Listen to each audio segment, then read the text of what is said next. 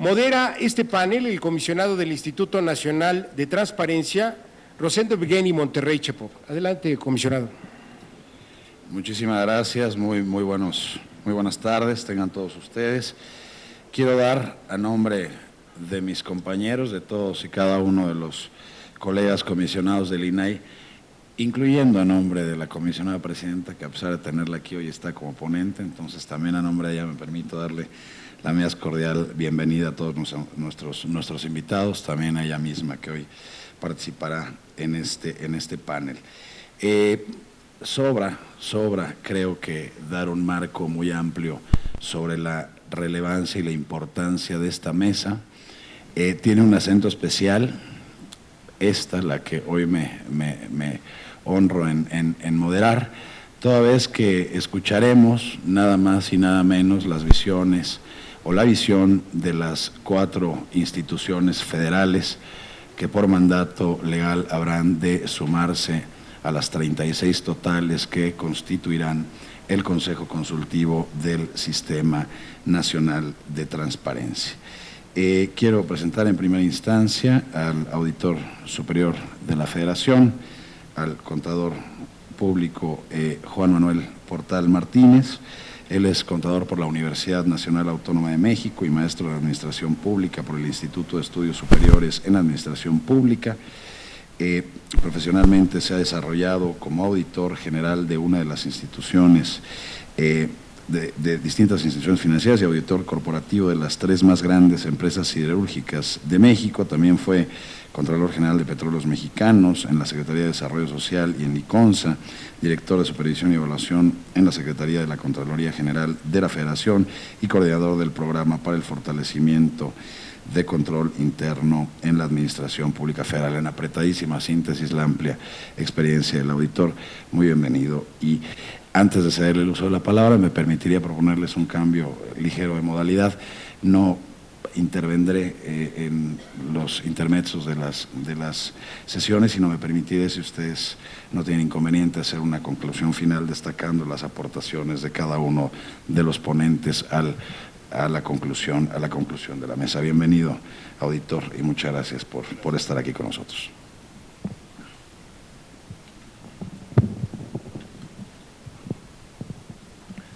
Bien, buenas tardes a todos. Muchas gracias por la invitación para participar en este primer seminario sobre la ley que nos ocupa. Yo empezaría diciendo que la creación de un sistema nacional de transparencia, acceso a la información y protección de datos personales, en el que deben participar distintas instituciones coordinadas de tal manera en que no afecten o transgredan las atribuciones de los demás, representa un paso decidido hacia una mayor democratización del poder. Esto en cuanto a que la gestión gubernamental, el diseño de programas y políticas públicas y los resultados obtenidos con acatamiento a las necesarias restricciones referidas a la seguridad nacional y a la custodia de la información sensible de carácter confidencial deben ponerse al alcance de la sociedad. En un Estado democrático, el acceso a la información es, de hecho, la base de la rendición de cuentas. Considerar la transparencia como una obligación onerosa de cumplir o una concesión de la autoridad hacia los gobernados es despojarla de factores que hacen de ella uno de los principales pilares de la eficiencia, eficacia y economía de la gestión pública. La Auditoría Superior de la Federación hace uso de la información generada por los entes sujetos al proceso fiscalizador y, por lo tanto, ve en la disponibilidad, confiabilidad y administración de la misma una condición ineludible para llevar a cabo su función revisora de manera eficiente y confiable. Ya que no puede haber injerencia directa del sistema en políticas internas, facultades y operación de un ente gubernamental, la labor debe concentrarse en el ejemplo y la oferta de alternativas viables para cumplir las obligaciones que emanen del nuevo marco legal bajo un esquema de buenas prácticas, control interno y el uso eficiente de tecnologías de la información. Ahora bien, para alcanzar el fin último de un sistema de transparencia y acceso a la información, o sea, la concepción del gobierno como una caja transparente, resulta indispensable generar un marco estructurado de buenas prácticas en la materia, acompañado de la instrumentación del debido proceso. Cuando hablo de debido proceso, me refiero a una práctica común en organizaciones internacionales que, con el fin de mantener la normativa aplicable, vigente y operativa, cuentan con procedimientos bien definidos para alcanzar el marco aplicable, proponer reformas y modificaciones, así como acopiar información suficiente para fundamentar y validar cualquier cambio. Esto implica que en el contexto del sistema, las guías, los lineamientos y las buenas prácticas no se consideren como inamovibles, sino que éstas deberán modificarse en la medida en que las instituciones enfrenten nuevos retos o surjan adelantos que requieran de ser incorporados en la praxis de los entes gubernamentales. Contar con un proceso de esta naturaleza le dará al sistema la debida flexibilidad y capacidad de respuesta necesarios para mantenerlo vigente. La institución a mi cargo, dada su naturaleza y mandato, está involucrada en más de una forma al ámbito de la transparencia.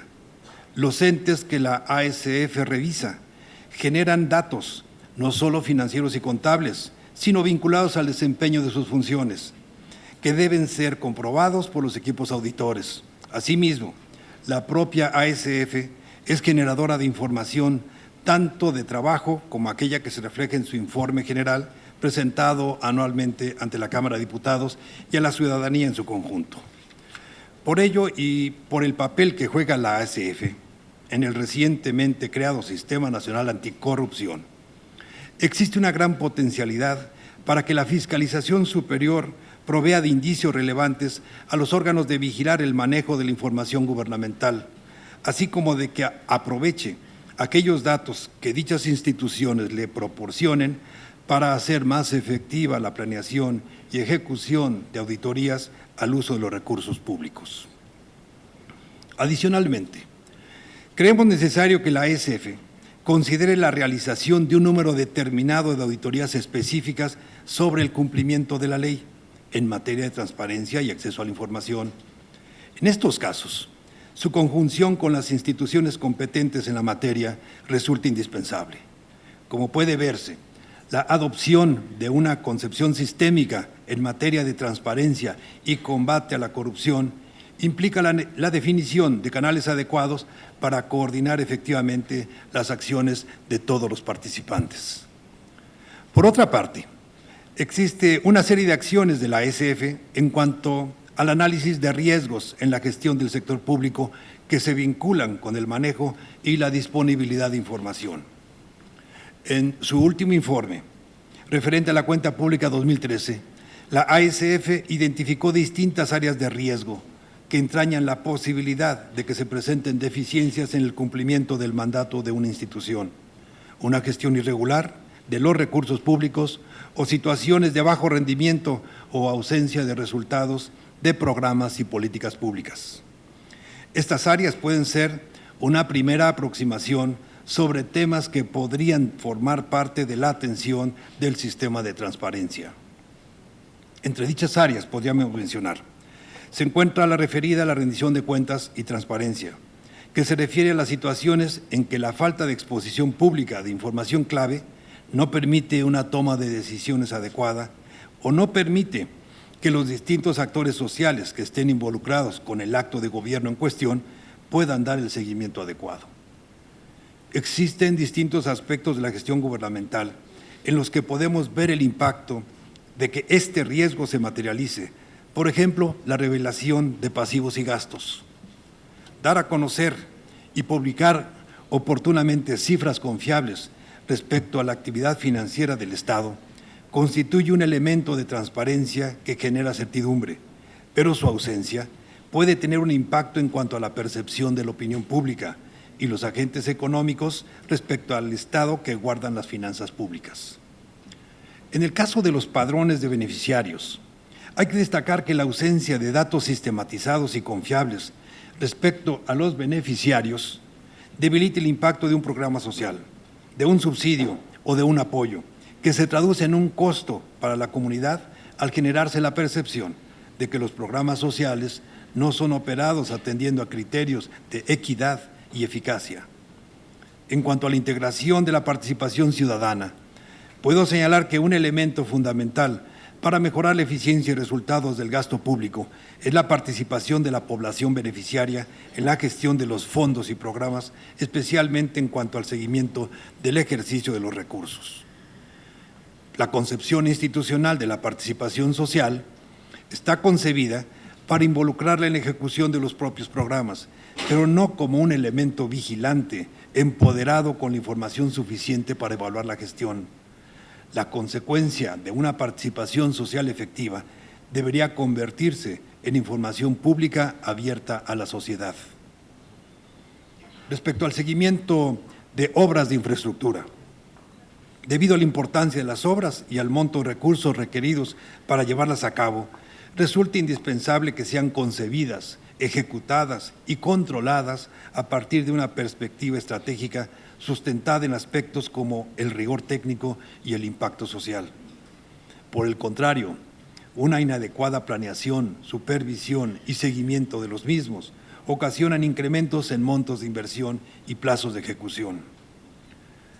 A este respecto, no quisiera dejar pasar esta oportunidad sin reiterar el proyecto de construcción de la nueva sede de la Auditoría Superior de la Federación. Nos propusimos desde el primer día ofrecer a los legisladores y a la opinión pública una imagen diferente de lo que puede ser una obra pública. La labor que la institución desarrolla la obliga además a mantener un elevado nivel de transparencia y exactitud en cuanto a los aspectos técnicos y financieros del proceso. Podemos comunicarles que hasta ahora se ha cumplido en tiempo y forma con las metas que se le han fijado al proyecto. Su avance puede ser seguido prácticamente en tiempo real a través de la consulta del micrositio de Internet que fue puesto a disposición de la ciudadanía.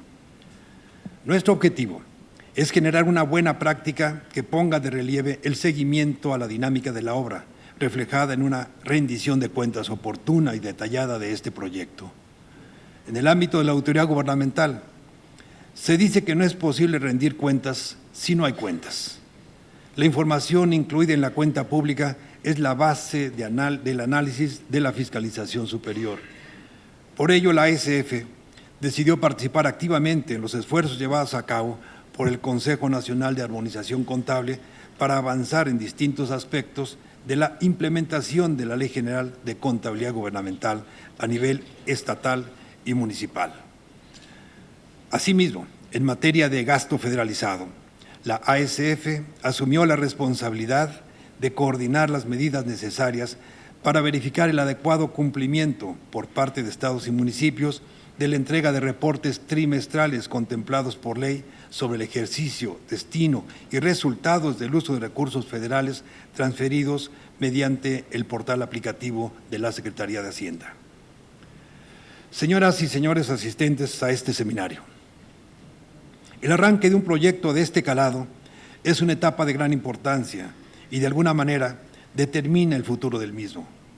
Por consiguiente, considero que las instituciones involucradas hagan un análisis detallado respecto a su contribución al funcionamiento del sistema, así como las maneras más eficientes para establecer una coordinación efectiva.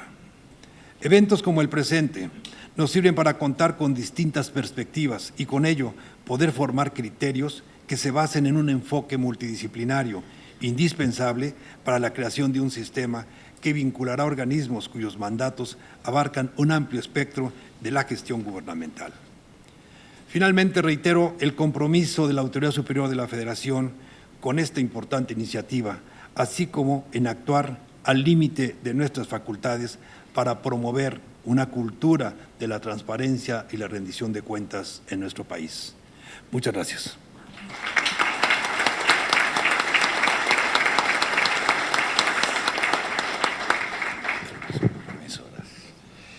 Muchísimas gracias, auditor, por su visión y por las reflexiones, por supuesto, por compartirnos el papel fundamental que, entre otros, habrá de jugar la auditoría en este Sistema Nacional de Transparencia. Es también un privilegio tener en esta mesa a la doctora Mercedes de Vega Armijo, directora general del Archivo General de la Nación. Ella es licenciada en Filosofía, maestra en Sociología y doctora en Historia por el Colegio de México. Se ha desempeñado como directora general del Acervo Histórico Diplomático de la Secretaría de Relaciones Exteriores, investigadora a nivel 1 del Sistema Nacional de Investigadores, directora del Museo Regional de Guadalupe. También es profesora en diversas casas de estudio y escritora de varias obras relacionadas con la historia de México y América Latina. Sin más, me permitiría hacer el uso de la palabra. Bienvenida una vez más, Mercedes. Muchas gracias.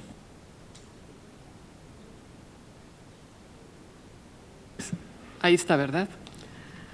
A los interlocutores que participamos, a mis interlocutores que participamos en esta mesa, mi agradecimiento al INAI por la invitación a este evento tan importante. Primero que nada, permítanme extender una disculpa.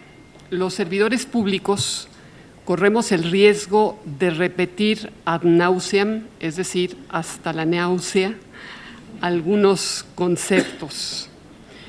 Y algunos de los compañeros en esta mesa ya me han escuchado y muy probablemente también algunos de los participantes, de los aquí presentes en este auditorio.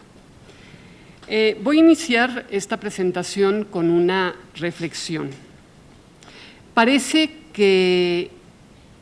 Todo parece indicar que el engaño es inherente al comportamiento de la humanidad, pero más preocupante aún es el autoengaño que parece ser consustancial a la naturaleza humana. Y esto lo dijo un pensador chino 4 siglos antes de Cristo, y decía literalmente lo siguiente: aquel que quiere tener lo correcto sin lo equivocado y mantener orden sin caos, no entiende los principios del cielo y de la tierra. No sabe cómo están hechas las cosas. Pero por otro lado, la historia nos demuestra que la libertad no es un regalo que cae del cielo, sino permanente desafío entre la conciencia y las circunstancias, con lo que la afirmación de la libertad comienza con el hábito de responsabilizarse de uno mismo. Pero responsabilidad, procuro repetirlo siempre, no es solo sentido de compromiso, sino igualmente habilidad para responder, de entender y actuar a favor de un equilibrio interno y externo, trátese de personas o de instituciones. Y es aquí donde tenemos que encontrar permanentemente ese equilibrio entre el orden y el caos que ha caracterizado a la historia de la humanidad. Y en este sentido, y tras más de una década de vigencia de la Ley Federal de Transparencia, el balance pues no es precisamente positivo, ya que en ese mismo lapso los índices de corrupción en el país parece que lejos de disminuir, aumentaron. Y si bien se establecieron mecanismos que posibilitaran la transparencia, tanto la prospectiva de las instituciones como las expectativas de la ciudadanía no han sido medianamente cubiertas. Y así, aunque ha habido responsabilidad gubernamental, es evidente que ha faltado habilidad para responder o, si se prefiere, un manejo más eficiente de información y comunicación entre las instituciones y hacia la sociedad, cada día más a merced de criterios mediáticos y ratings que de la objetividad. A partir del pasado martes 5 de mayo, con la entrada en vigor de la Ley General de Transparencia, y como ya se ha dicho aquí, el INAI, el INEGI, la Auditoría Superior de la Federación y el Archivo General de la Nación integramos el Sistema Nacional de Transparencia. El reto es gigantesco, lo decía ayer la comisionada presidenta del IFAI, pero particularmente el reto es aún más difícil para un débil sistema de archivos en este país. Basta recorrer algunos archivos, ya sean de una Secretaría de Estado o de un municipio, sea un municipio pobre, sea un municipio rico, sea urbano, sea rural, para corroborarlo. Y quizá, en mi caso particular, para seguir documentando mi asombro, aún no me canso de visitar cuanto archivo se me atraviesa en el camino y sigo documentando, por un lado, mi optimismo respecto de la archivística nacional, particularmente en este momento en que los archivos se integran a este Sistema Nacional de Transparencia. Pero bien, preguntémonos entonces, porque además fueron preguntas que se plantearon en la mesa anterior, ¿cuál es el papel que le corresponde a la Archivística de México una vez incluida en este promisorio, pero como lo decía, comprometedor Sistema Nacional de Transparencia? Y a riesgo, nuevamente lo digo, de aburrir a mis interlocutores que ya conocen algunos de mis planteamientos, creo pertinente recordar aquí preguntas todavía sin respuesta, así como otras de las que hemos obtenido, creemos, alguna ubicadora contestación. Entre las primeras, ¿por qué los archivos llegan tarde a la modernidad si son milenarios y nacen con las sociedades? Si los archivos son esenciales, ¿por qué continúa viéndoseles como hermano menor de la transparencia o, más preocupante aún, desvinculados de las funciones de la administración pública? ¿Por qué nos olvidamos de mirar a los archivos en su real dimensión hasta que se fue gestando el acceso a la información y haciéndose obligatoria la transparencia? ¿Dónde se quedó atorada la Archivística Nacional si tenemos uno de los archivos, por no decir el más importante del continente americano, alojado en el antiguo Palacio de Lecumberri? ¿A qué atribuir que en la agenda federal, estatal y municipal el archivo esté en el último lugar, no obstante ser invaluable fuente de conocimientos? ¿Cómo detener la desarticulación de los tres poderes, sea a nivel federal, estatal, en materia de archivos, con la consiguiente falta de transversalidad? Por estas y otras inercias es que hasta ahora las administraciones han dejado pasar la oportunidad de apoyarse en los archivos y de aprovechar los datos duros que ofrecen. A las omisiones citadas hay que añadir una óptica institucional discreta, si no es que nula, así como una notable diferencia en los recursos asignados a los archivos, siempre insuficientes, con respecto a otras instituciones directamente relacionadas con la transparencia y la rendición de cuentas. Quisiera aportar aquí algunos datos reveladores para continuar, no me cansaré de hacerlo, llamando la atención en torno a la Archivística Nacional.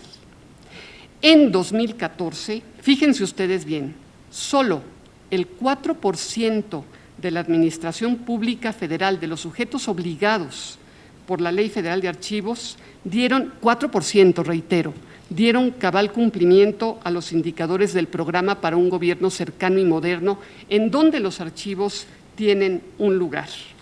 Otro dato alarmante: de un diagnóstico que enviamos el año pasado a más de 12,000 entidades públicas a nivel nacional, solo se obtuvo respuesta del 7%.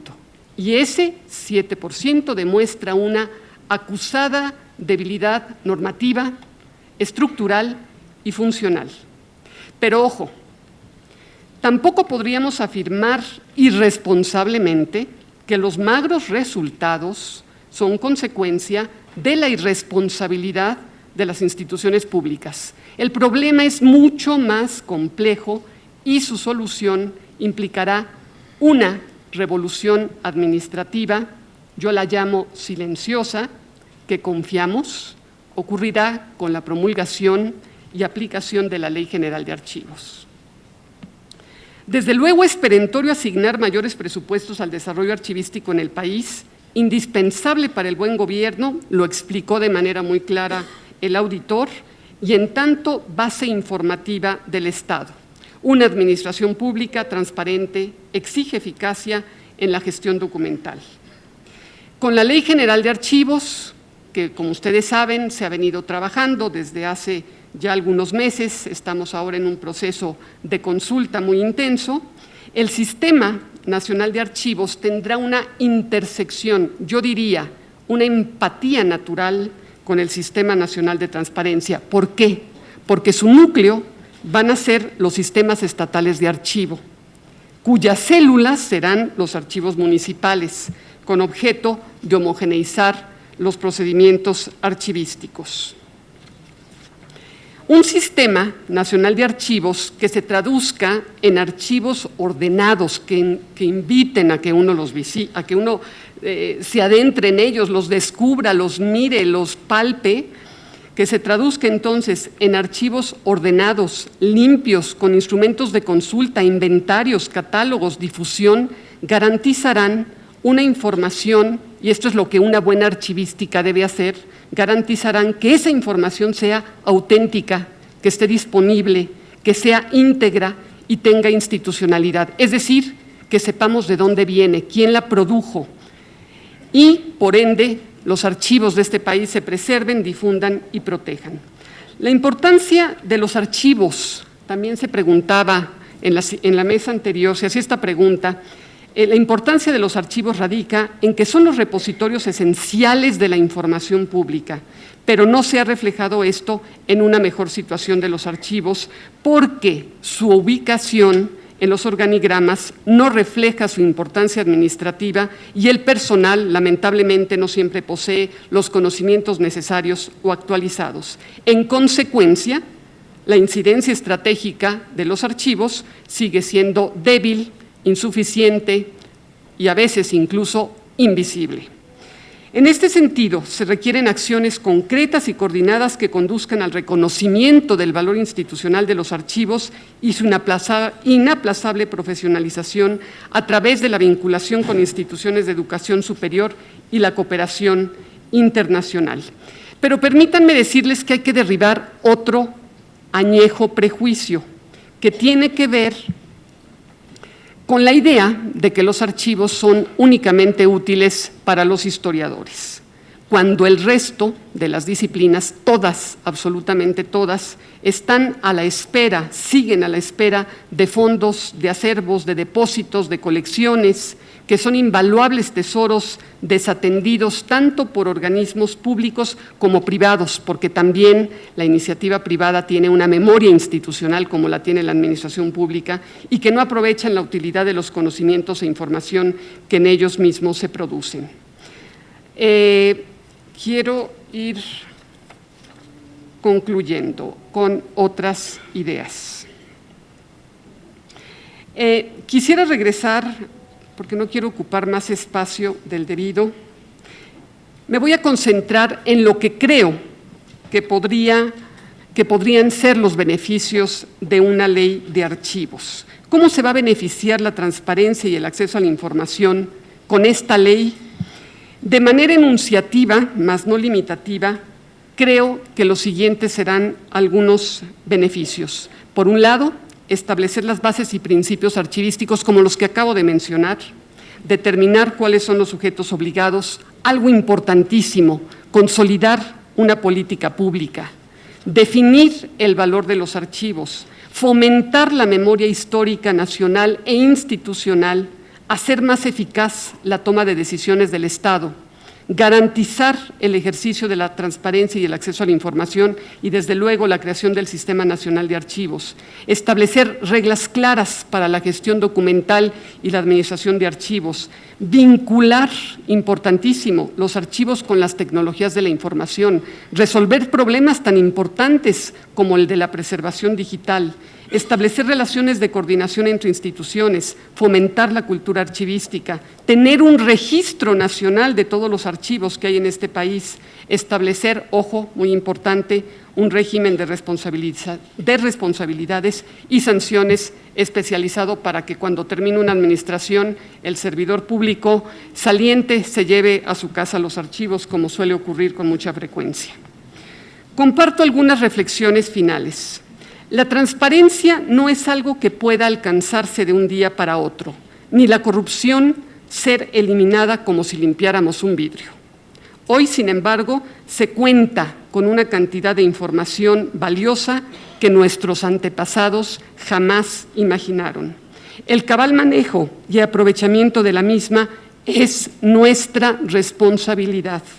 Igualmente, transparencia no es solo la obligación de los sujetos obligados de hacer del conocimiento público la información derivada de su actuación, sino además un profundo movimiento endógeno de la administración pública de la posmodernidad, a sabiendas de que el derecho a la información deviene mayor exigencia social y, por ende, recíproco compromiso ético entre gobernantes y gobernados.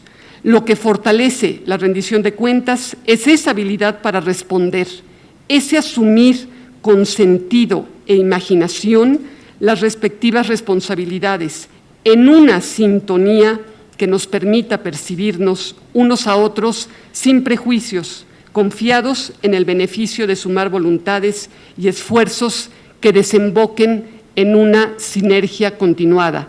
Hoy empieza, pero esto llevará algunos años, le tendremos que dar continuidad. No se trata de cuidar apariencias o de ocultar información por sentirnos vigilados y acotados, sino sencillamente de hacer bien las cosas a partir del profesionalismo y la convicción de que solo unidos podremos seguir construyendo el Estado de Derecho al que aspiramos. Transparencia y rendición de cuentas, en fin, no es únicamente el manejo eficiente de datos, es, sobre todo, hacer que esas cuentas sean vistas y disfrutadas por la ciudadanía. Muchas gracias.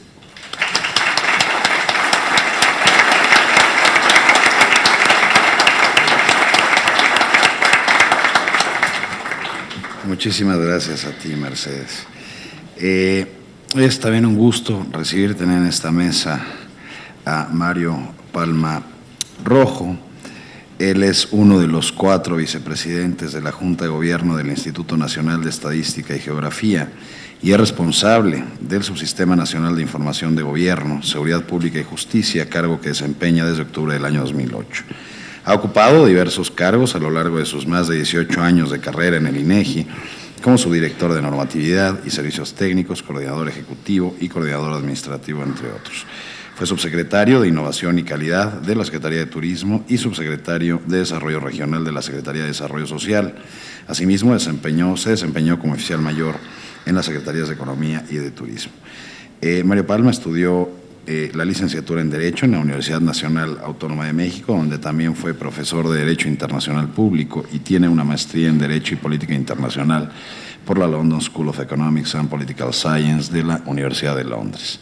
Ha participado en numerosos foros internacionales y ha recibido distinciones que otorga el Instituto Internacional de Estadística, con sede en La Haya, Holanda, por su contribución a la comunidad estadística internacional y recientemente fue nombrado presidente electo de la Asociación Internacional de Estadísticas Oficiales para el periodo 2015-2017. Sobre decir también que nos hace el favor de representar a la institución y a su titular, Eduardo Sojo, a quien le mandamos un saludo desde aquí, por supuesto, a nombre de todos mis colegas. Pues le cedería el uso de la palabra. Muchas gracias.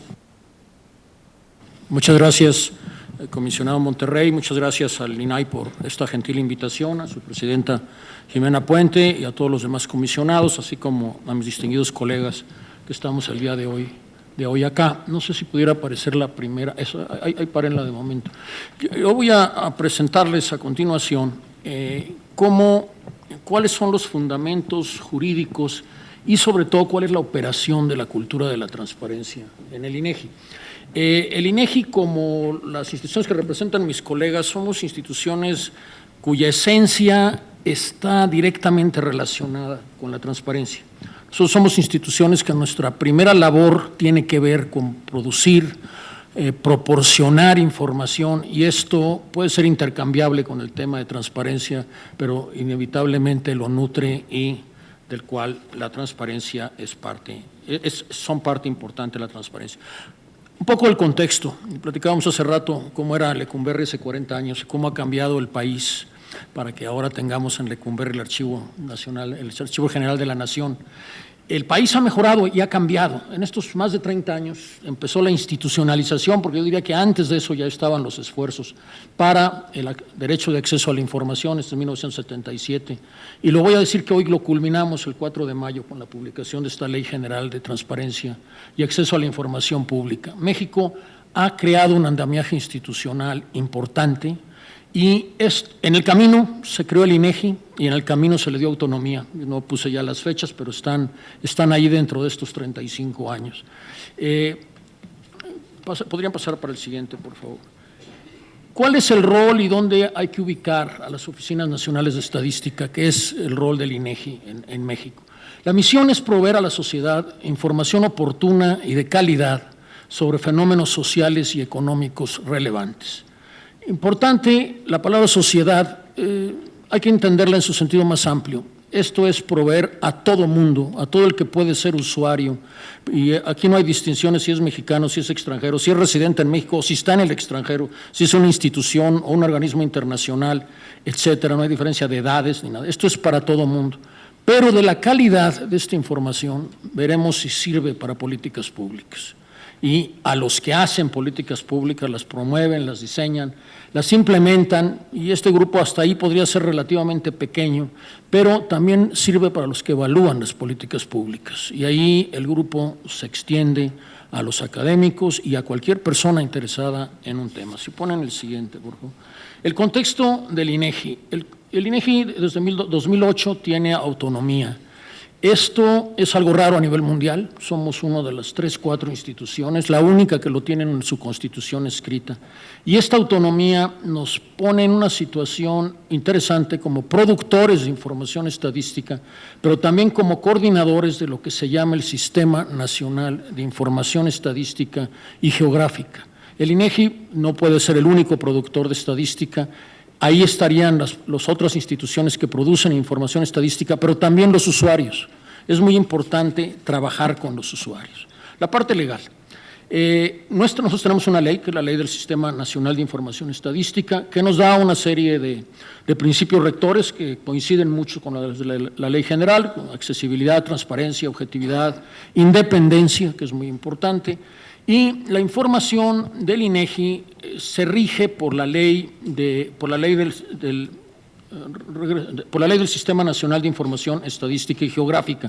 Se nos pone desde un principio que la parte de la gestión del INEGI se regía por la anterior Ley Federal de Transparencia y Acceso a la Información Pública. Esta diferencia no es tan estricta. ¿Por qué? Porque la sola producción, la primera parte que está sujeta a la Ley del Sistema Nacional de Información Estadística y Geográfica, nutre necesariamente a las leyes de transparencia. Y lo vamos a ver a continuación. Adelantar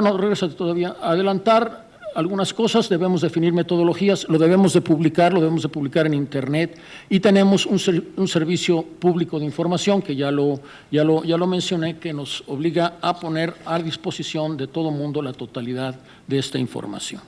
En la Ley General de Transparencia aparecemos obviamente como sujeto obligado, somos parte del sistema y están una serie de obligaciones de transparencia comunes que ya mencioné. Sigan, por favor.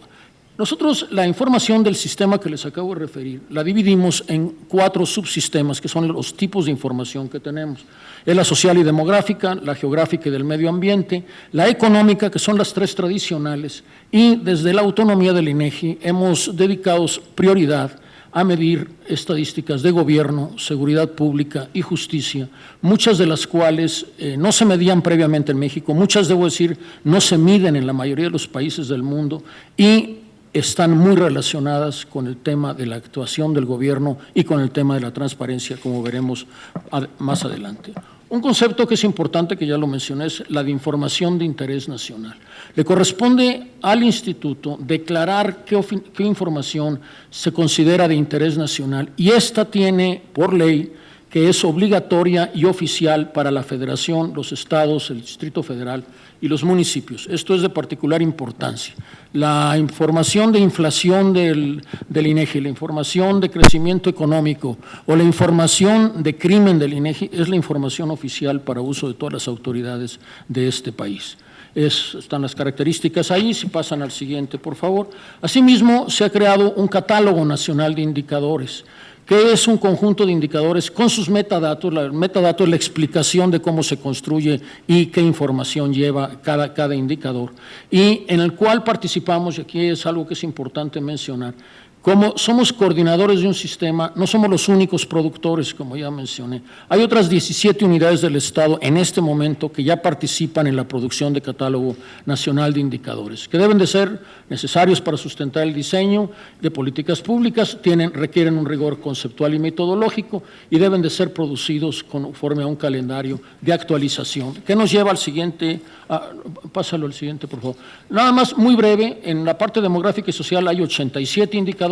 Si pasan al siguiente, ahí pueden ir viendo rápidamente de qué tipo son. Hay 63 en la parte económica, 25 en medio ambiente y 27 en gobierno, seguridad pública e impartición de justicia.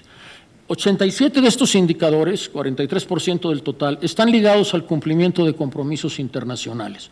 Desde las declaraciones del milenio, que se están revisando actualmente, los que estén ustedes familiarizados con el tema, se está haciendo en Naciones Unidas la discusión de cuáles serán los indicadores sustentables post-2015. El INEGI participa directamente en estas discusiones en Naciones Unidas, desde la definición de cuáles van a ser y, sobre todo, cómo se van a poder medir, que esto es la parte quizás más difícil, pero nos habla de temas muy variados de la OCDE, la protección de la capa de ozono, Convención para la Protección de la Discriminación contra la Mujer, cosas de recursos forestales, diversidad biológica, etcétera. Si pasan, por favor. También estamos afiliados a la política de datos abiertos. ¿Qué es la política de datos abiertos? Que se pongan a disposición de la sociedad con los atributos que aparecen ahí, que son importantes, que sean públicos, que sean gratuitos, que no haya discriminación, que sean en formatos abiertos y legibles por máquinas. Esto no es tan fácil de llevarlo a cabo ya en la práctica, pero esta es una política que estamos ya llevando a la realidad en el instituto. Asimismo, estamos promoviendo la llamada DDI, es la iniciativa del Banco Mundial para establecer un estándar internacional para documentar proyectos estadísticos. Ya lo adoptamos en la Red Nacional de Metadatos del INEGI y estamos promoviéndolo entre las unidades del Estado mexicanos, y pronto tendremos una norma para que todas las unidades del Estado lo adopten en la presentación de sus datos. Otro punto que es muy importante y puede sonar, no es de esos puntos que a veces hacen mucho ruido, pero son de vital importancia. Nosotros en diciembre de cada año publicamos la fecha exacta en la que se va a hacer la publicación de cada resultado de cada proyecto estadístico. Ustedes pueden saber que la encuesta de victimización de hogares cada año se publica el día 30 de septiembre a las 8 de la mañana.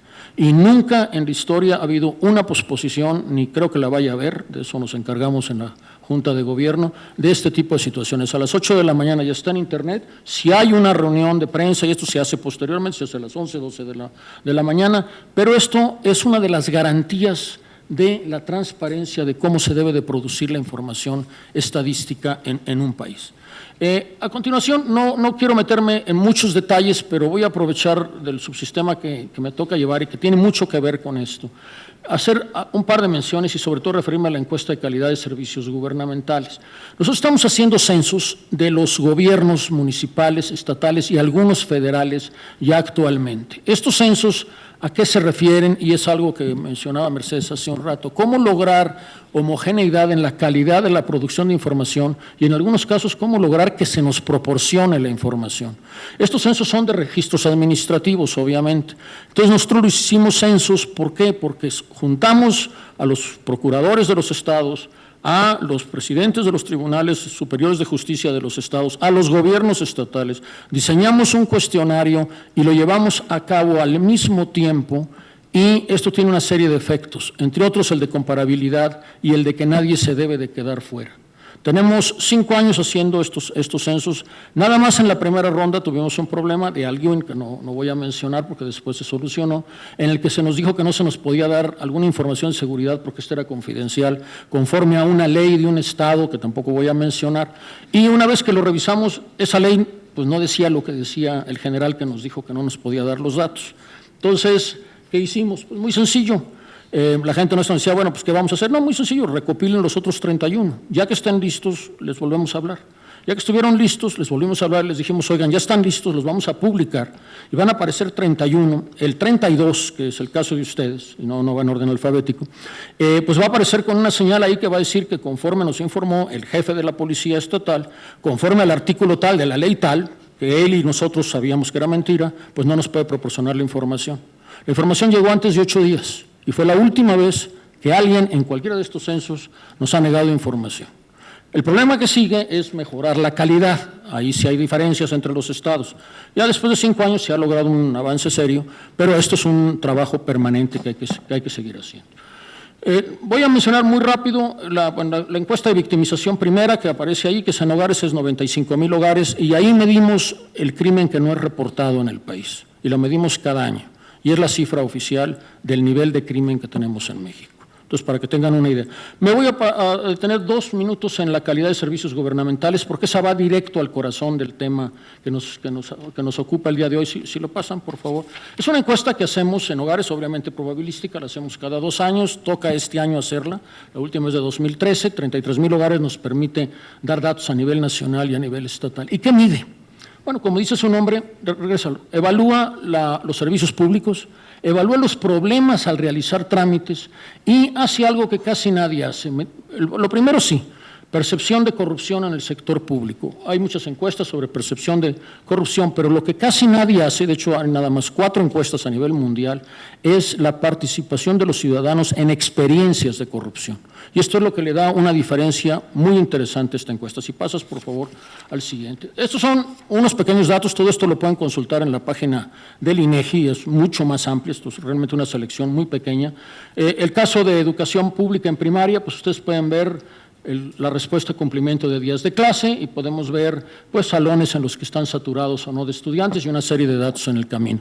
Muy complementable con el censo de escuelas que también hizo el INEGI, que nos permite verlo ya escuela por escuela. Si pasas al siguiente, servicios de salud en el IMSS, pues el dato de disponibilidad de medicamentos que pueden ver ustedes en el extremo derecho, pues es interesante y lo tenemos por estado y ya lo vio el director del IMSS, le interesó muchísimo porque le sirve. Acuérdense bien de esto no es un asunto de denuncia, es un asunto de utilidad para los que hacen políticas públicas. El primer interesado es el director, el secretario, que quiere tener estos datos que normalmente no se los dan o muchas veces no se los dan porque no lo tienen o por otras razones sus propios subordinados. Entonces, esto les da a ustedes una idea. Tenemos interacción con el gobierno y es un poco diferente a través de Internet.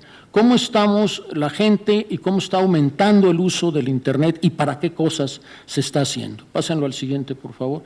Problemas para realizar un pago o un trámite. Y esto está a nivel estatal y está a nivel institucional.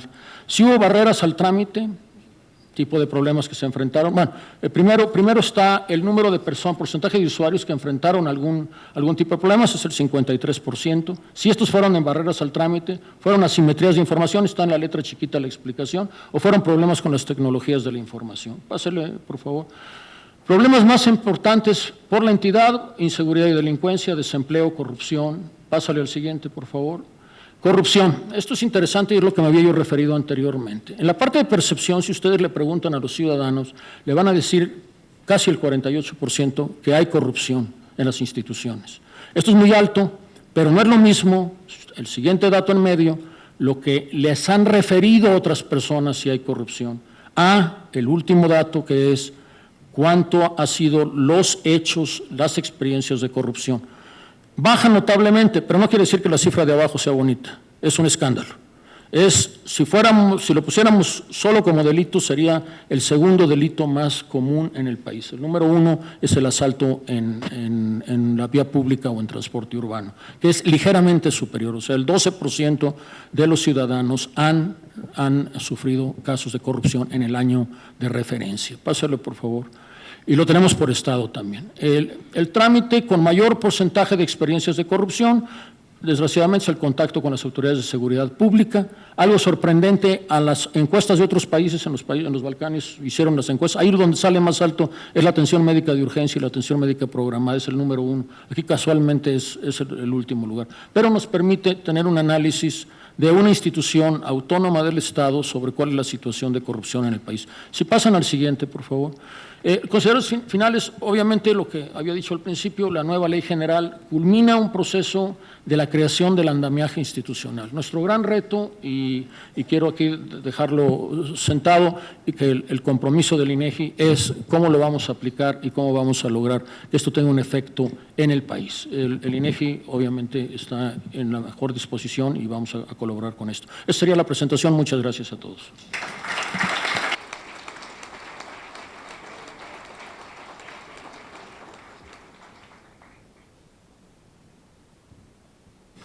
Al contrario, muchísimas gracias, Mario, por esta exposición. A continuación, me da mucho gusto presentar y también tener con nosotros en esta mesa al doctor Javier Rascado Pérez. Él es abogado por la Universidad Autónoma de Querétaro con especialidad en Administración Pública. Cuenta con maestría en la misma universidad. Cuenta también con una especialidad en Derecho Constitucional por la Universidad de Salamanca y maestría en Administración Pública por el Instituto Universitario Ortega y Gasset, adscrito a la Universidad Complutense en coordinación con el Instituto Nacional de Administración Pública en Madrid. Es doctor en Derecho por la División de Investigación y Posgrado de la Facultad de Derecho de la Universidad Autónoma de Querétaro. Es autor del libro El Poder Ejecutivo en la Reforma del Estado y ha coordinado y participado en los libros Pensar el Derecho y Teoría Constitucional. Es también profesor e investigador de la Universidad Autónoma de Querétaro, también conferencista en los cursos que imparte en la Casa de la Cultura Jurídica de la Suprema Corte de Justicia de la Nación y el Instituto de Especialización Judicial del Tribunal Superior de Justicia. Actualmente se desempeña como comisionado ejecutivo de la Comisión Estatal de Información Gubernamental de Querétaro y también es el presidente de la Conferencia Mexicana para el Acceso a la Información Pública, la COMAIP. Bienvenido, Javier. Gracias, muy buenas tardes a todos. Agradecer a la INAI por este foro, que es en realidad el primero que se realiza después de la aprobación de la Ley General de Transparencia y que a nosotros concretamente nos obliga a replantearnos temas que son de gran trascendencia hacia el futuro que habremos de enfrentar los órganos garantes con este fortalecimiento que se ha dado al derecho de acceso a la información y hacia esta intención de establecer una política pública de transparencia que realmente culmine con esta evolución que hemos tenido y finalmente avancemos hacia un Estado democrático basado en la transparencia. El panel concretamente se titula Construcción del Sistema Nacional de Transparencia, de Acceso a la Información y Protección de Datos. De la Ley General, finalmente, que deriva de la reforma constitucional, se desprende que tiene que existir ahora un sistema nacional de transparencia. Se ha venido hablando constantemente de él, pero creo que en términos generales existen más incertidumbres que certezas y creo que es afortunado entonces la realización de estos paneles para que podamos dirimir esas dudas que se vienen presentando y finalmente poder transitar de manera ordenada, de manera plural y de manera sólida a la construcción de un verdadero sistema que desde el inicio dé muestras de la intención que debe de cumplir y que está realmente abonando al sistema democrático mexicano. El Sistema Nacional de Transparencia, ¿por qué es importante? Es importante porque ante todo, viene a conformar una política general de rendición de cuentas. ¿Por qué están hoy presentes en este panel representantes del INEGI, de la entidad superior, del Archivo General y de los órganos garantes? Pues porque todos en conjunto finalmente tenemos que abonar hacia la construcción de la rendición de cuentas. Esa es la importancia del sistema nacional. Pero además el sistema busca coordinar y evaluar acciones relativas a la política pública de la transparencia. Creo que ahí es finalmente donde estará la trascendencia fundamental de los trabajos que nosotros vayamos realizando es decir, establecer parámetros y lineamientos para que todos los órganos garantes de este país instrumenten políticas públicas y abandonemos finalmente esa visión patrimonialista que no en pocas ocasiones todavía se tiene del Estado, y que finalmente todo el actual gubernamental sea un actuar de cara a la sociedad. El Sistema Nacional de Transparencia nos dice la ley general, y además que será instalado el próximo 23 de junio, que estará integrado por los consejeros que serán justamente los que se encuentran en esta mesa: el representante del INEGI, el representante de la Entidad Superior de Fiscalización, el representante del Archivo General de la Nación y los representantes de los órganos garantes de cada una de las entidades federativas, todo esto bajo la presidencia del Instituto Nacional de Acceso a la Información Pública y Protección de Datos. De la reforma constitucional se desprenden muchas intenciones. Por lo menos en los órganos garantes parece ser que nos hemos enfocado únicamente a dos temas. Nos hemos enfocado al tema de la transparencia y al tema de la protección de datos. Pero la verdad es que la reforma constitucional va más allá. Habla del derecho de acceso a la información como prerrogativa que tenemos todas las personas para acceder a la información pública. Pero habla también de la transparencia como una política pública, es decir, como un mecanismo, instrumento o acción encaminado a transparentar el ejercicio público. Habla también de la protección de datos y habla también del fortalecimiento de los archivos. Ya lo decía Mercedes de Vega, que están trabajando una ley de archivos, y desde la COMAIP hemos trabajado con ellos para que finalmente se pueda fortalecer todo este ejercicio. Sabemos los que estamos metidos en el tema de transparencia que sin archivos difícilmente se puede garantizar la transparencia como una política pública. Pues estos ejes que tiene la reforma constitucional, les decía yo, van encaminados a algo concretamente: a abatir la corrupción en este país, acabar con los espacios de oscuridad y finalmente hacer la construcción de un verdadero sistema de rendición de cuentas. Y me atrevería a sumarle que también se va a crear de manera paralela el Sistema Nacional Anticorrupción, que de alguna manera pues tendrá en conjunto con este Sistema Nacional de Transparencia, tendrán que cerrar la pinza para finalmente fortalecer, como les decía, este sistema democrático. Pero para la construcción del Sistema Nacional de Transparencia es evidente la importancia que el Archivo General representa, es evidente la importancia de la Entidad Superior de Fiscalización y es evidente la importancia también del INEGI. Pero a mí concretamente, como presidente de la COMAIP, me corresponde hablar de la importancia que tendrán los órganos garantes en la construcción de este Sistema Nacional de Transparencia. La COMAIP, como saben ustedes, es la Conferencia Mexicana para el Acceso a la Información Pública y es el colectivo donde se reúnen los titulares de todos los órganos garantes que hay en el país. Y cuando me refiero a titulares, me refiero a todas las comisionadas y comisionados que pertenecemos a los órganos garantes. Si bien es cierto, el presidente del órgano garante tiene la representación, la verdad es que como órganos colegiados se constituyen de las voluntades de todos los integrantes del cuerpo colegiado. La COMAIP surge en un inicio de manera muy precaria, con solamente 5 institutos. Saben ustedes que la evolución y construcción de los institutos de transparencia en el país fue lenta, fue paulatina y no siguió una lógica o una dinámica igual en todas las entidades federativas. Pero además surge, aunque como se mencionó anteriormente, desde 1977 ya en la Constitución se mencionaba esta posibilidad de la transparencia.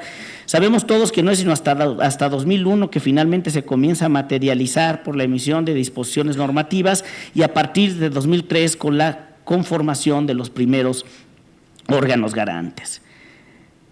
En el ámbito teórico se tenía algo de conocimiento, pero en el ámbito práctico no teníamos ningún tipo de conocimiento. Pues la COMAIP justamente surge como este espacio de intercambio de experiencias que se da entre los titulares de los órganos garantes.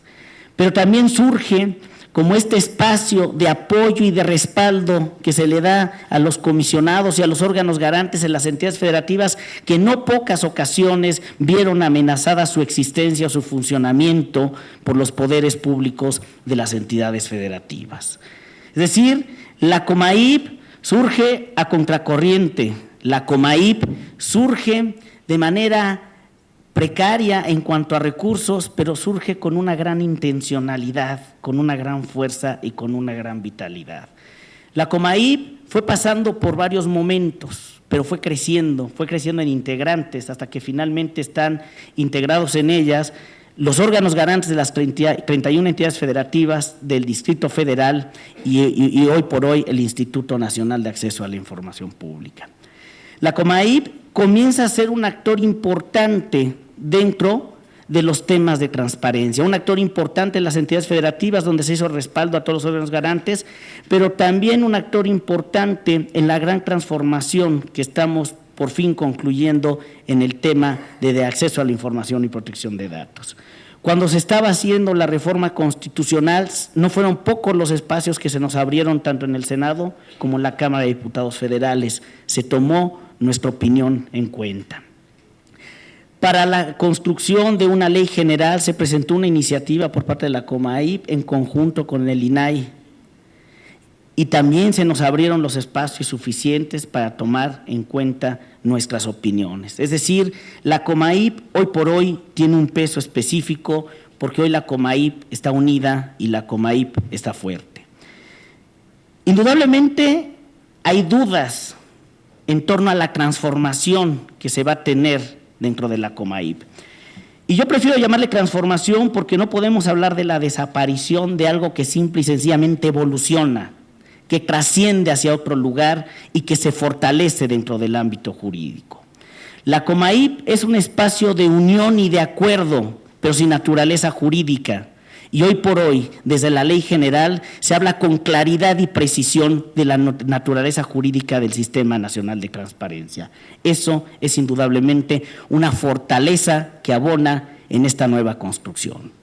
Y la COMAIP se transforma porque será parte fundamental en la integración de este Sistema Nacional de Transparencia, porque la COMAIP abonará en la experiencia, abonará en el conocimiento, abonará en la estructura, abonará en los trabajos que ha venido realizando. Seremos una parte más o consejeros más que pertenezcamos al Sistema Nacional de Transparencia, pero indudablemente creo que somos un núcleo unido en el cual tenemos una identidad clara que está encaminada al fortalecimiento de la cultura de la transparencia en este país. Yo les diría, no tengamos dudas de lo que va a ser el Sistema Nacional de Transparencia, va a ser un gran sistema el que vamos a tener. Se conforma con un gran compromiso que veremos planteado el 23 de junio. En próximos días tendremos la Asamblea Nacional de Transparencia, todos los órganos garantes del país, y estoy convencido que desde ahí fijaremos ya una postura clara y lineamientos claros que estén basados en la unidad y que además sean elementos propositivos que ayuden a construir un nuevo modelo democrático en nuestro país. El Sistema Nacional de Transparencia están haciendo bien porque estos espacios nos permiten justamente ir afinando los detalles hacia la gran transformación que vamos a dar y que, insisto, tiene un referente no solamente desde la ley general, sino desde un referente desde el ámbito constitucional. Ello indudablemente habla por sí solo de la fortaleza que habremos de tener, pero además con la consolidación y los trabajos constantes y permanentes que los integrantes de la COMAIP, seguro estoy decirlo, nos vamos a comprometer a realizar, iremos abonando indudablemente a la construcción de un nuevo México y de un mejor futuro democrático de nuestro país. Muchas gracias.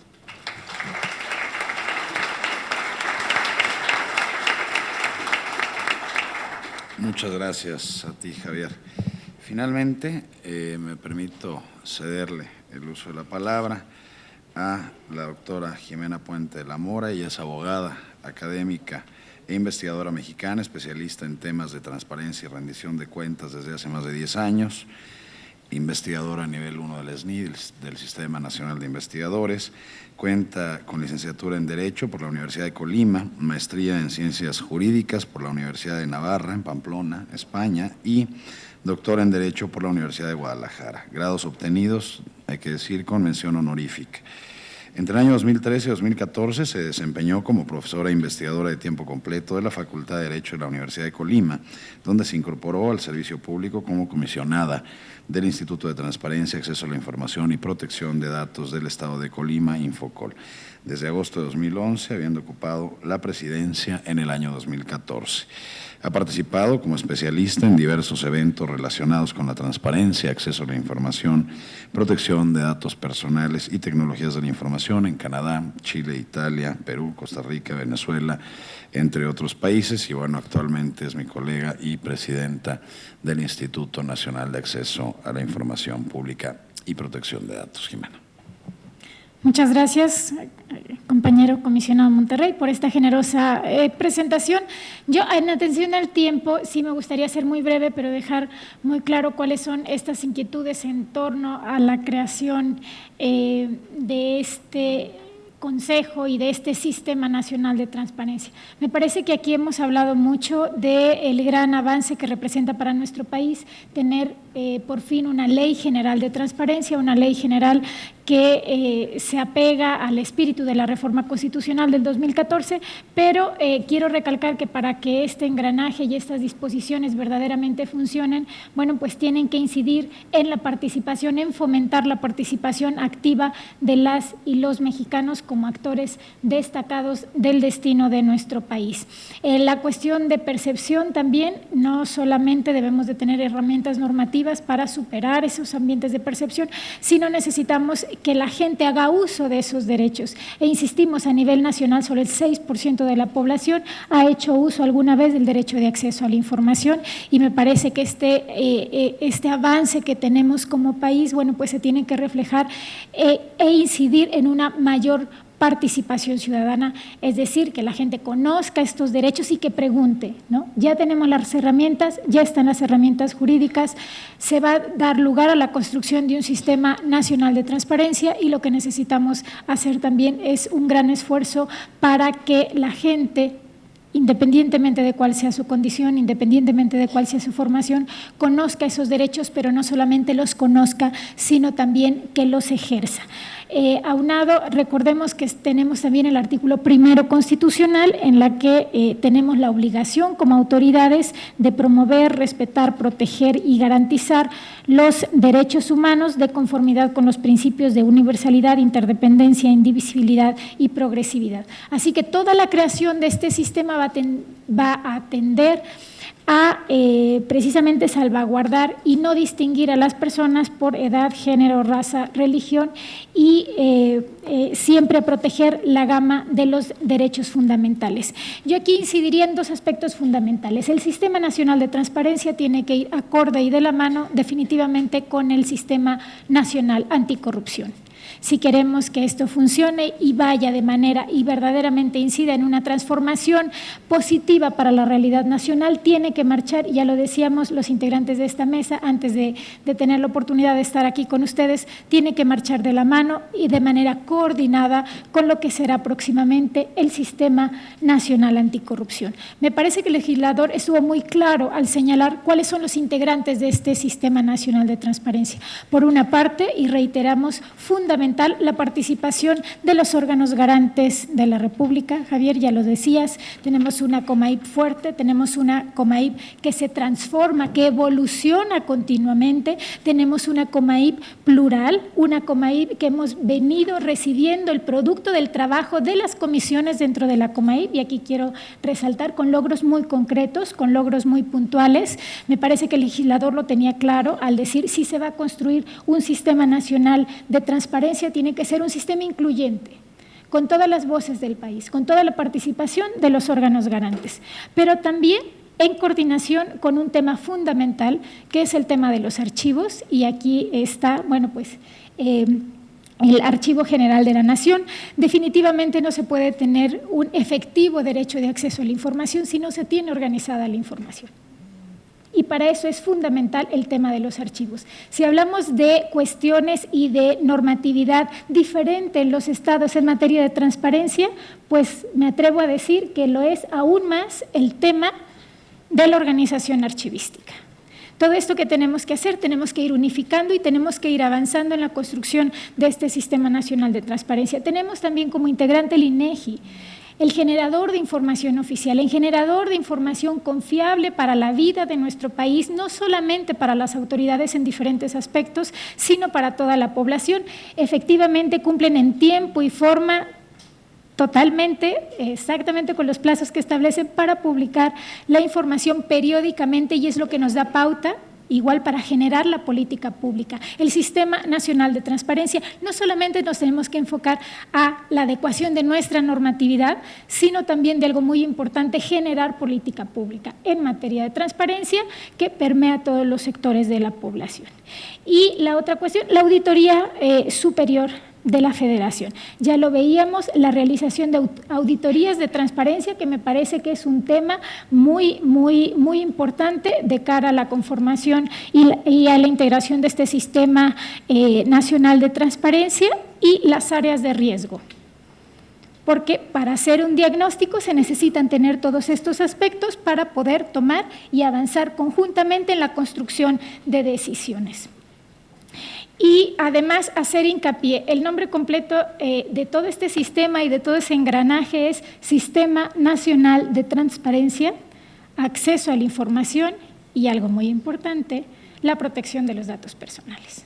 Siempre se tiene que ver el derecho de acceso a la información a la luz de otro derecho fundamental, de otro derecho constitucionalmente reconocido por el artículo 16, que es la protección de los datos personales, que como sabemos ya hay una iniciativa de ley general que solo 11 estados de la República tienen normatividad específica, unas leyes como la de mi estado, la de Colima, que solo tiene 23 artículos, otras leyes mucho más avanzadas, pero se trata de lograr también un equilibrio entre estos importantes derechos. Y nada más para comentar, en la instalación de este Consejo del Sistema Nacional de Transparencia se tiene programada el acta de instalación, por supuesto que fija las bases de coordinación y colaboración con los diferentes actores de este Sistema Nacional y la declaratoria, lo que sería la declaratoria jurídica formal, que es el acto de intención y compromiso que se establezca en los diversos actores. Tenemos también una misión muy importante que el mismo legislador hace y deja muy claro, que será el reglamento de coordinación, colaboración, operación y funcionamiento del Consejo del Sistema Nacional de Transparencia, para lo cual la misma ley marca 6 meses para su aprobación. Tenemos la intención de que en la instalación de este Consejo ya tengamos la primera propuesta que sirva como punto de partida para el análisis, es decir, estamos trabajando ya en la generación de estos documentos. Y también comentar, es un proceso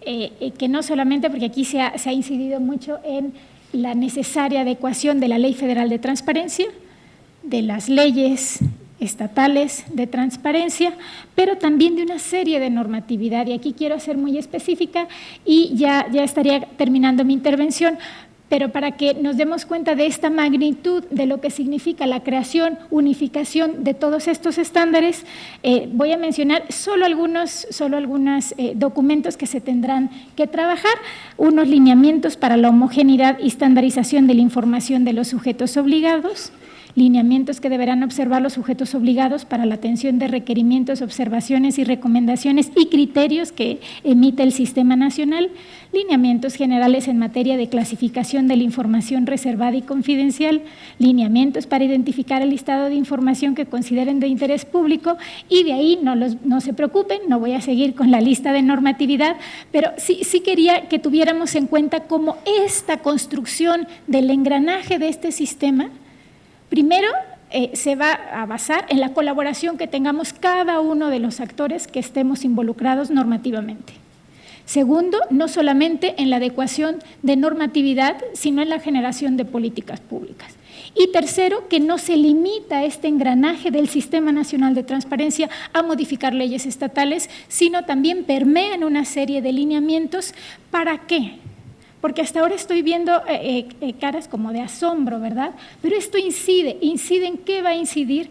Va a incidir en un beneficio para la población, que la gente tenga una oportunidad real en los mismos términos en cada uno de los estados del país.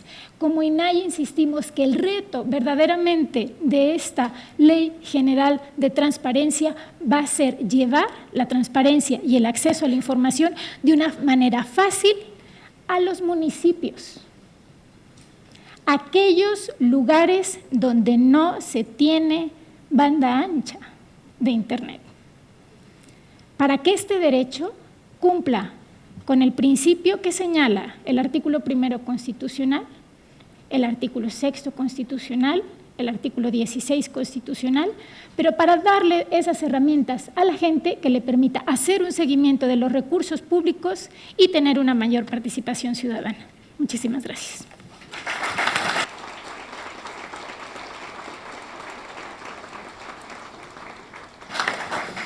Muchísimas gracias, Presidenta. Y bueno, a manera de conclusión, antes de pasar a un breve espacio, estamos sobre el tiempo de preguntas y respuestas, a manera de conclusión muy sintética, me permitiría esbozar conclusiones que por supuesto tomé de las valiosas aportaciones de nuestros panelistas, los siguientes puntos. Primero, construir un sistema nacional de transparencia no solo es un mandato constitucional de la reforma de 2014, esto es un esquema de franca colaboración cooperativa entre los distintos órdenes de gobierno para fijar parámetros indiscutibles de cómo debe atenderse adecuadamente el derecho de acceso a la información.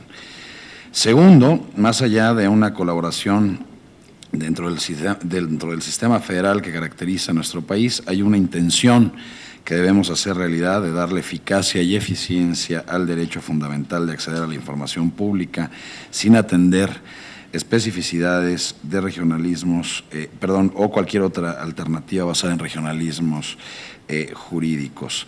Tercero, el Sistema Nacional de Transparencia es una responsabilidad conjunta, es decir, no solo atañe al INAI, sino que compartimos la responsabilidad y creemos que uno de los grandes aliados es justamente la Auditoría Superior de la Federación, la cual, con las nuevas atribuciones constitucionales, será un pilar esencial en la construcción de un México con mayores herramientas para combatir la corrupción. Y cuarto, coincido con lo aquí dicho, desde siempre he sido un defensor de que la base material que le da eficacia al acceso a la información son los archivos, justamente. Ahora, con mucha mayor razón, la participación sustantiva del Archivo General de la Nación es un ingrediente indispensable para acreditar que sin buenos archivos, que sin una memoria actual e histórica, la información sobre las decisiones públicas no pueden ni imaginarse. En conclusión, información, colaboración, fiscalización y memoria histórica son sin duda los pilares de una real, eficiente y efectiva transparencia. Ahora haría dos atentas peticiones, una a nuestros panelistas, si pudieran en un comentario global, estamos sobre el tiempo, contestar a la mayor cantidad, llegaron una infinidad de preguntas y podían contestar en un comentario global a la mayor parte de ellas, y la segunda petición es al auditorio, que al término de la mesa, por favor, pudieran continuar con nosotros porque de inmediato entraremos a la ceremonia de clausura. Si gustan comenzar como fueron participando. Cómo no, con mucho gusto. Trataré de resumir, son 8 preguntas, 9 preguntas que recibí. Y la primera tiene que ver con la armonización, homologación de lo que es la Ley General de Transparencia, para cómo se aplicaría en los órganos de fiscalización en los estados. Yo lo que podría comentar al respecto es que existe una asociación, la SOFIS, que coordina y preside la Auditoría Superior de la Federación. En esta organización hemos impulsado lo que es el Sistema Nacional de Fiscalización, que afortunadamente ha sido reconocido ya dentro de las reformas constitucionales como un subsistema del Sistema Nacional Anticorrupción. Bajo este enfoque, tenemos un mismo código de ética, mismo código de conducta, mismas normas de auditoría profesionales basadas en las normas internacionales, y estamos actuando bajo unos mismos, o estamos empezando a actuar bajo unos mismos conceptos. Lo que se pretende es tener una coordinación de acciones para no duplicar intervenciones, pero tampoco para omitir aquellas áreas que deben ser cubiertas. Este sistema, junto con el Sistema Nacional Anticorrupción, nos permitirá tener esta coordinación no únicamente en la parte de fiscalización. La creación del Sistema Nacional de Transparencia y Acceso a la Información igualmente vincula a los órganos que fueron mencionados y las vamos a trabajar esto con base en lo que establece la propia ley, da las facultades que debe de cubrir este sistema y dentro de esto están las funciones, criterios, metodologías, etcétera, que debemos de nosotros adoptar y de aplicar, así como en la parte de fiscalización, verificar que esto se esté cumpliendo. Y una vez que la Auditoría Superior integre su programa en este sentido, dentro de lo que establece el Sistema Nacional de Transparencia, esto mismo lo transmitiremos a las entidades de fiscalización superior. Otra de las preguntas señala si la Auditoría Superior, a través del Instituto de Capacitación, dará capacitación a los órganos auditores en los estados. Definitivamente lo haremos. Se está trabajando actualmente en teleconferencias, pero se está adquiriendo también una tecnología para poder llevar a cabo instrucción a distancia, como pueden ser las carreras o diplomados virtuales. Se está trabajando ahorita en un diplomado sobre contabilidad gubernamental que será transmitido a todas las entidades federativas a través de las autoridades superiores para que llegue inclusive a los municipios para la capacitación, lo que es la contabilidad municipal. Alguien pregunta adicionalmente que ¿por qué separamos transparencia, fiscalización y rendición de cuentas? Yo creo que no las separamos. Lo que pasa es que existe una estructura y una organización en donde hay responsables para cada uno de estos enfoques. Sin embargo, como ya lo explicó el doctor Rascado, así como la ministra presidenta, esto es una gran coordinación que llevaremos a cabo y entre todos estaremos trabajando para que exista un verdadero sistema. Hay algunas preguntas más aisladas que creo que fácilmente se pueden contestar. Preguntan si vamos a evaluar los padrones de beneficiarios. Yo les diría a la persona que hace la pregunta que desde hace muchos años la Auditoría Superior evalúa cómo están integrados los padrones y la forma como están cumpliendo. Hay auditorías al desempeño desde hace varios años, diría más de 6, 7 años, donde se empezaron a hacer auditorías a los padrones de beneficiarios. En alguna ocasión se hizo una evaluación horizontal de varios padrones y cada año tenemos una participación en este aspecto. Adicionalmente se menciona si es que las auditorías que podríamos llevar a cabo si no invaden las funciones del propio INAI. Creo que no, creo que la presidenta comisionada ya mencionó la coordinación que deberemos de tener y creo que al contrario, vamos a tener una magnífica corresponsabilidad, igual que con lo que corresponde a las auditorías respecto a los archivos. Creo que de esta manera estoy pudiendo cubrir la mayoría de las preguntas que hicieron. Muchas gracias. Al contrario, muchas gracias, auditor.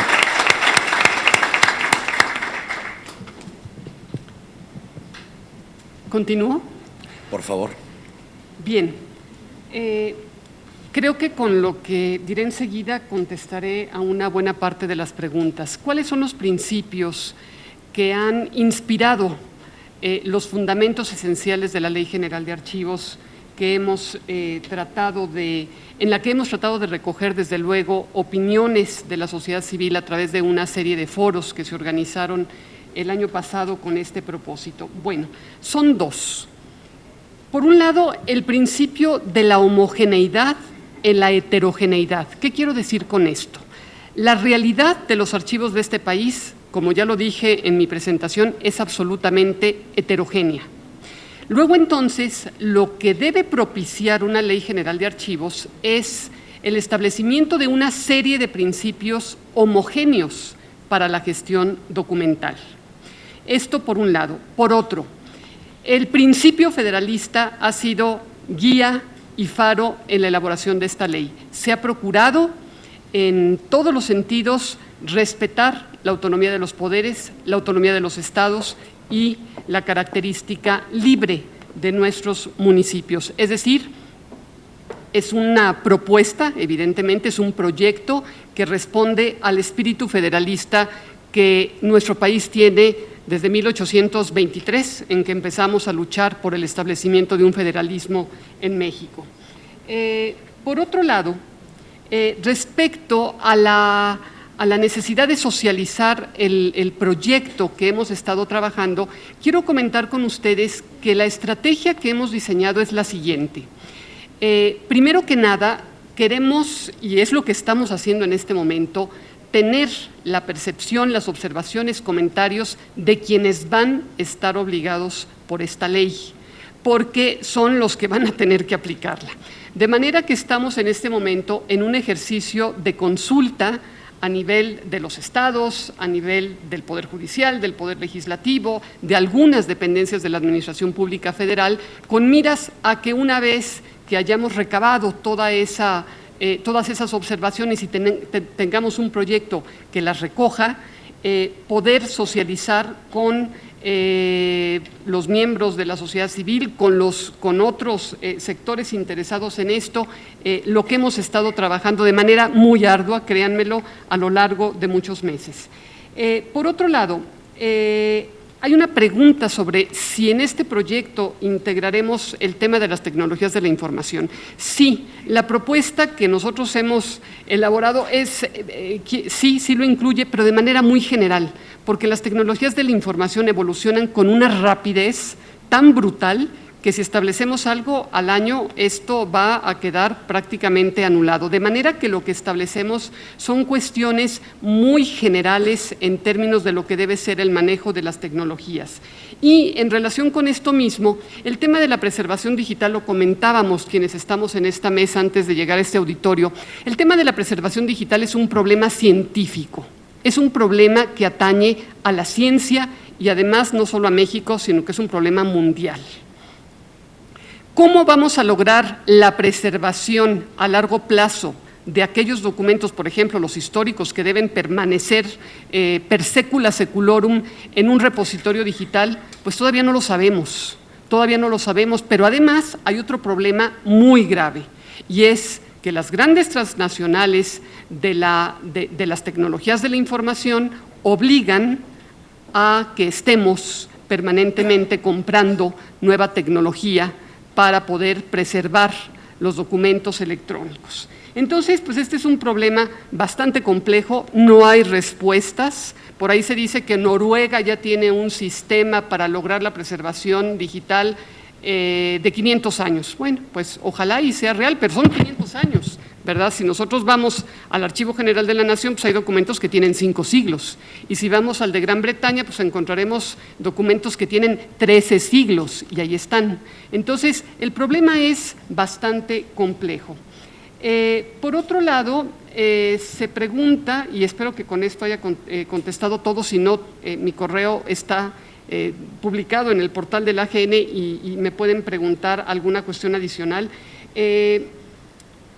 Preguntan sobre la necesidad de establecer sistemas institucionales de archivo. Es lo que va a permitir finalmente que los sujetos obligados cumplan con lo que marca en este momento la ley federal. Ese sistema institucional va a conformar sistemas más grandes y finalmente es lo que va a permitir la construcción de un sistema nacional de archivos. Es decir, el Sistema Nacional de Archivos va a ser un sistema de subsistemas estatales, municipales, de la Administración Pública Federal, del Poder Ejecutivo, del Poder Legislativo, del Poder Judicial, etcétera. Y creo que con esto concluiría. Espero haber respondido a las preguntas que me han formulado. Gracias. Muchas gracias, Mercedes. Mario. Gracias. Sí, gracias. Tengo 3 preguntas muy concretas y una general. Voy con las concretas rápidamente. Me preguntan por qué los datos de población solo se hacen cada 10 años, cuando la movilidad de personas y la migración es constante. Bueno, la verdad es que se hace cada 5 años. Desde 1995 lo estamos haciendo, hacemos algo que se ha llamado conteo o una encuesta intermedia entre los 2 censos. Lo recomendable es cada 10 años, pero en México sí tenemos, como dice la persona que hace la pregunta, una gran movilidad. Y por otro lado, medirla a través de censos es muy caro. Lo ideal sería tener buenos registros administrativos que nos permitieran tenerlo pues, en vivo, los cambios. Esto todavía no es posible. Yo creo que debe ser un tema que debemos de guardar como un tema que hay que mantener en vivo. No, todavía le falta mucho en México, pero es la solución ideal. La otra es muy cara y es muy complicada hacerla, pues, inclusive cada 5 años nada más nosotros, Noruega y Japón creo que lo hacemos cada 5 años. Creo que Noruega ya lo dejó de hacer. Y hay muchos países europeos muy avanzados que simplemente ya no hacen censos, ni cada 10 años. Tienen magníficos registros administrativos, las personas se registran cuando se cambian de lugar, de población, y llevan un registro de la población. Por México, por diversas causas, la dinámica poblacional, etcétera, no es posible todavía, pero yo creo que es algo que tenemos que ver hacia el futuro. ¿Cómo se atiende en el INEGI el cambio de circunscripciones territoriales que hacen las legislaturas locales y que tienen impacto en el número de población? El problema se presenta de dos maneras. Nosotros, bueno, nos atenemos a lo que diga la ley, obviamente. El problema se puede presentar dentro de un estado que cambie la circunscripción territorial de un municipio. Entonces, nos atenemos a la disposición legal que tenga cada estado su procedimiento, porque este varía entre estados. Y el otro problema que se presenta es cuando dos estados se pelean por a quién le pertenece un municipio o parte de un municipio. Y en ese también nos apegamos a la parte legal, pero como la parte legal no siempre está decidida cuando tenemos un censo o una encuesta, lo que hacemos es declararlo, esto es broma, zona de guerra, no es cierto, que es una zona en la que todavía hay una discusión territorial y damos la población de lo que se encuentra en ese lugar. Y esto se presenta, hay algún problema entre Quintana Roo y Campeche, y hay otro en las Chimalapas entre Oaxaca y Chiapas. Lo llevamos con mucho cuidado porque hay que hablar con el presidente municipal para que nos dejen entrar. Si nos ponemos de un lado o del otro tenemos que tener cierta precaución, digamos. Otra pregunta muy concreta es ¿cuál es la política de divulgación de microdatos en el INEGI? Me la hace Carlos Muñoz, que por lo que veo es del Banco Central. El INEGI también está sujeto desde su ley a un cuidado muy especial en la divulgación de datos personales, no podemos dar los nominativos individualizados, etcétera. Sin embargo, hay una política de divulgación de microdatos muy estricta a través de un laboratorio de microdatos que hasta el presente está únicamente abierto a instituciones del sector público, académicas del sector público, estamos pensando extenderlo a académicas no del sector público en el futuro, y obedece a protocolos muy estrictos de seguridad. Las personas no pueden entrar ni con celular ni con computadora propia, todos los datos que trabajen los tienen que entregar al INEGI previamente, etcétera, etcétera. Se cuida mucho y nunca pueden ver nombres. De hecho, es prácticamente la mayor parte de la información del INEGI ni siquiera se levanta nominativa, no, aunque alguien quisiera tenerla, no la tendría. Las encuestas no tienen un nombre de la persona entrevistada, etcétera. Pero está a disposición del Banjico, sí está a disposición. Es una de las instituciones que puede acudir a este laboratorio. Finalmente, la pregunta, ¿cuál es la relación entre la información producida por el INEGI y la producida por el Sistema Nacional de Transparencia? Bueno, habría que ver qué tipo de información. Primero, yo diría que el INEGI no va a sustituir la obligación de ninguna institución de producir su propia información bajo la ley. Yo creo que esta es la primera. Hay información que solo produce el INEGI, que obviamente está a disposición del Sistema Nacional de Transparencia, debe de ayudar y de enriquecer. Y hay casos en que la información coincide con la que producen otros. Bueno, pues algunas veces nos han dicho que usurpamos el poder de los contralores, pero ya sabrán ustedes cómo lo utilizan en ese caso. Creo que puede ser complementaria. Muchas gracias, sería lo que tengo.